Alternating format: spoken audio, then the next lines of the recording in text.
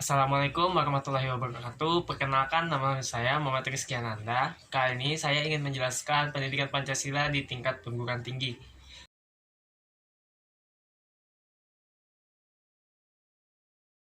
Sebelumnya, pasti kita bertanya-tanya dong, kenapa sih di perguruan tinggi masih ada yang namanya pendidikan Pancasila? Walau sebelumnya di SD, SMP, dan juga di SMA, itu kita sudah mempelajari pendidikan Pancasila melalui mata pelajaran PPKN. Nah, harapannya di tingkat perguruan tinggi ini, mahasiswa itu bisa mengimplementasikan dan juga mengajarkan secara luas kepada masyarakat. Nah, disitulah kenapa Pancasila itu begitu penting, terutama di dasar negara kita, yaitu di Indonesia. Pancasila itu juga tertera dalam Undang-Undang Dasar 1945. Nah, kali ini saya akan menjelaskan secara historis bagaimana sih Pancasila itu terbentuk.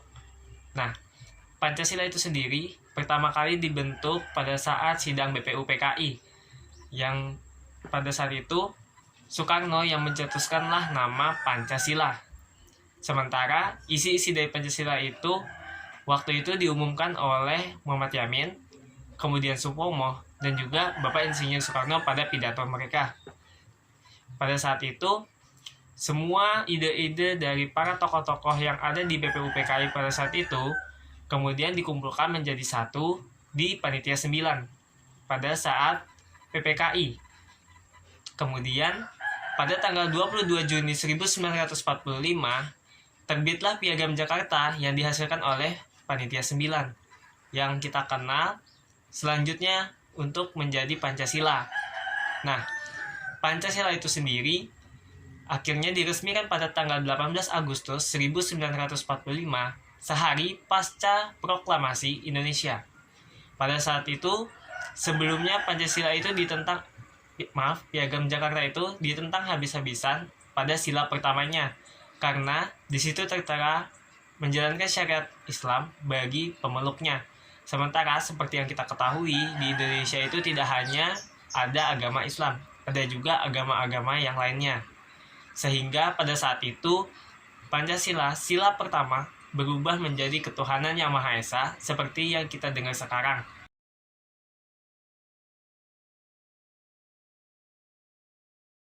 Selanjutnya, kita membahas Pancasila dalam sistem filsafat.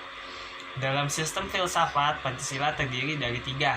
Yang pertama itu adalah antologi, kemudian epistemologi, dan juga aksologi.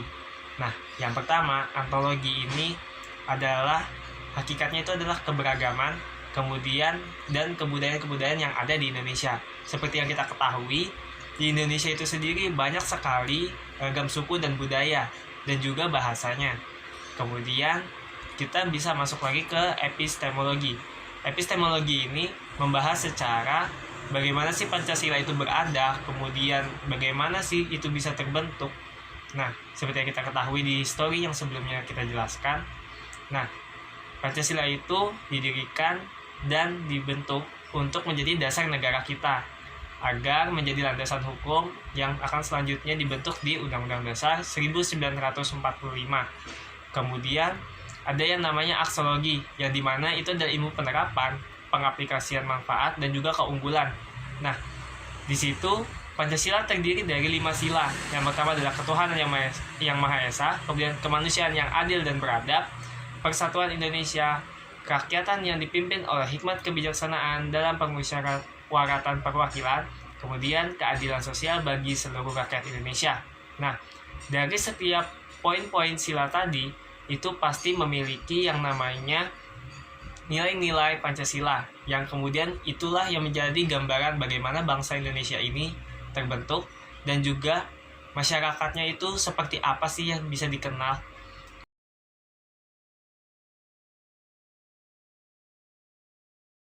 Baik, selanjutnya saya akan menjelaskan tentang nilai-nilai Pancasila.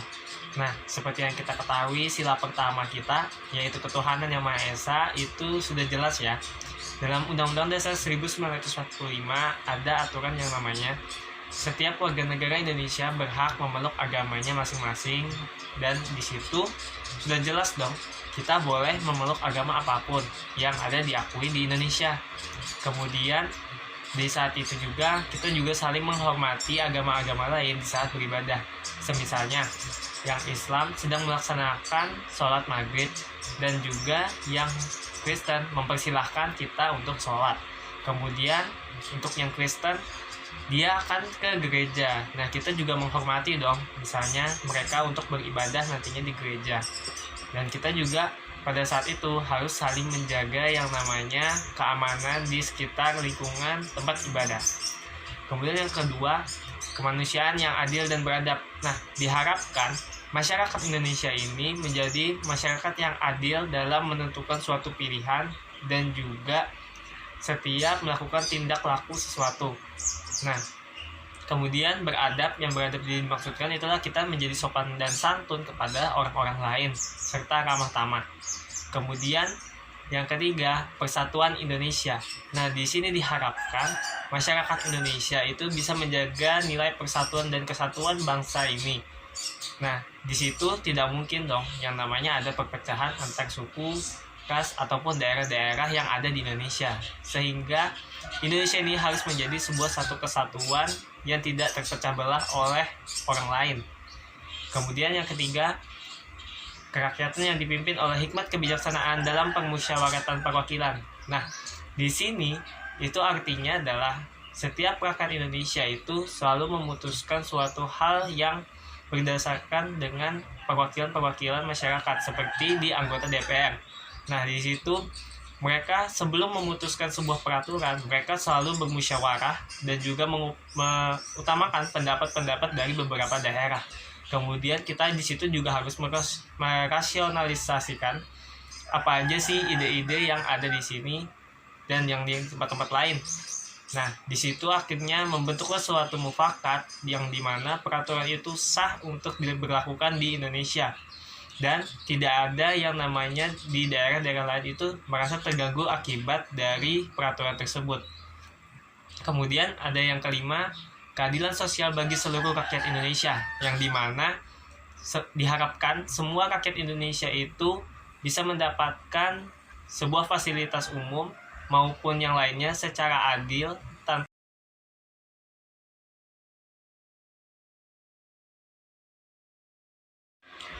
Oke, sekarang saya akan menjelaskan sumber-sumber dari Pancasila itu sendiri.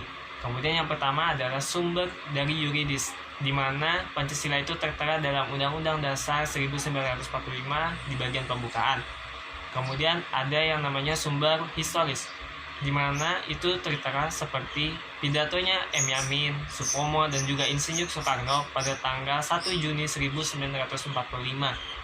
Kemudian terbitnya juga Piagam Jakarta pada tanggal 22 Juni 1945. Kemudian yang akhirnya disahkan pada tanggal 18 Agustus 1945. Kemudian ada juga yang disebut dengan sumber sosiologis, di mana sumber ini berdasarkan pengamatan para pemimpin pada saat itu yang memandang bagaimana rakyat Indonesia ini dalam berkehidupan, berbangsa, dan bernegara. Lalu bagaimana sih tantangan dan dinamikanya yang ada di Indonesia terhadap Pancasila? Yang pertama, seperti yang kita ketahui pada tanggal 30 September itu terjadi gerakan G30 SPKI, yang dimana pada saat itu gugurlah para jenderal-jenderal besar Indonesia. Kemudian terjadinya juga pelengseran dari Presiden Insinyur Soekarno ke Presiden Soeharto. Kemudian apa sih tantangannya dalam Pancasila ini sendiri dalam bernegara? Yang pertama itu adalah adanya era globalisasi, yang dimana era tersebutlah yang akan menentukan betapa pentingnya Pancasila dan bagaimana kita cara mengekspresikan Pancasila itu sendiri dalam berkehidupan bermasyarakat. Sekian itu saja dari saya. Wassalamualaikum warahmatullahi wabarakatuh.